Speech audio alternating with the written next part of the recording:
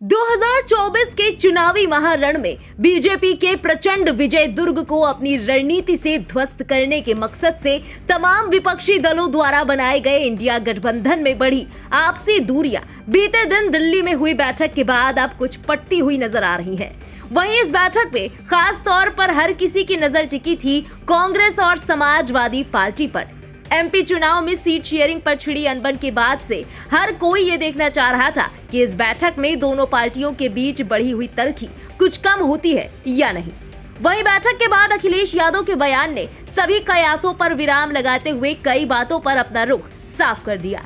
Meeting के बाद media से बात करते हुए सीट शेयरिंग के सवाल पर उन्होंने कहा कि सभी दल टिकट बांटकर मैदान में जाने के लिए तैयार हैं। जल्द ही सीटें डिस्ट्रीब्यूट होंगी। वहीं यूपी में सीटों के बंटवारे पर स्पष्ट फॉर्मूले को लेकर साफ जवाब न देते हुए उन्होंने कहा कि यूपी में 80 सीटें गठबंधन जीतेगा और बीजेपी सत्ता से जाएगी।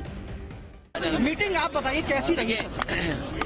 इंडिया गठबंधन की बैठक हुई है जी, और सभी दल बहुत जल्दी टिकट बांट करके मैदान में जाने के लिए तैयार है। सहमति बन गई। बहुत जल्दी सीटें डिस्ट्रीब्यूट होंगी और हम सब लोग जनता के बीच में दिखाई देंगे। यूपी में गठबंधन 80 हराएगा, 80 हराएंगे। भारतीय जनता पार्टी देश से हट जाएगी। वहीं बसपा के विपक्षी गठबंधन में शामिल होने पर सपा के ऐतराज जताए जाने पर जब सपा सुप्रीमो से पूछा गया तो उन्होंने कहा कि हमने इस पर अपना पक्ष मीटिंग में रख दिया है। इसके अलावा विपक्ष में पीएम के चेहरे पर भी अखिलेश यादव ने बयान दिया। समाजवादी पार्टी को जो पक्ष रखना था जी, वो अंदर इंडिया गठबंधन के जितने दल हैं उनके बीच में रखा है। किसी एक दल के बारे में या कोई जानकारी आपको हासिल है, मुझे नहीं पता क्या पूछ रहे हो। प्रधानमंत्री के चेहरे से बड़ी बात यह है कि लोकतंत्र का मंदिर कहने वाली जगह पर लगातार सांसदों को बाहर निकाला जा रहा है जी। क्या ये सामान्य बात है? भारतीय जनता पार्टी कोई बात सुनना नहीं चाहती, न देखना चाहती है।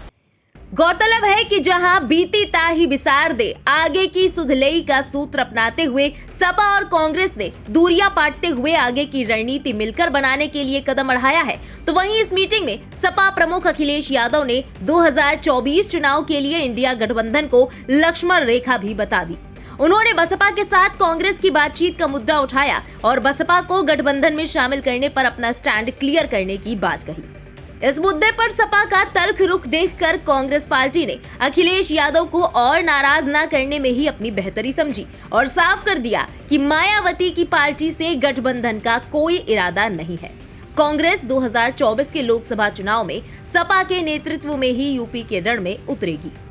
बहरहाल पिछले कुछ वक्त से अखिलेश यादव को ये बात लगातार कचोट रही थी कि आखिरकार कांग्रेस सपा के साथ इंडिया गठबंधन में रहते हुए दो नाव की सवारी क्यों करना चाहती है, वो भी तब जब मायावती लगातार कांग्रेस पार्टी और गठबंधन से सार्वजनिक तौर पर दूरी बनाकर चल रही हैं। ऐसे में अब मीटिंग खत्म होने के बाद अखिलेश यादव के इन बयानों से ऐसा लगता है कि अब अपनी शर्तों के साथ सपा वापस गठबंधन के साथ 24 के चुनाव में ताल ठोकने के लिए तैयार हो चुकी है।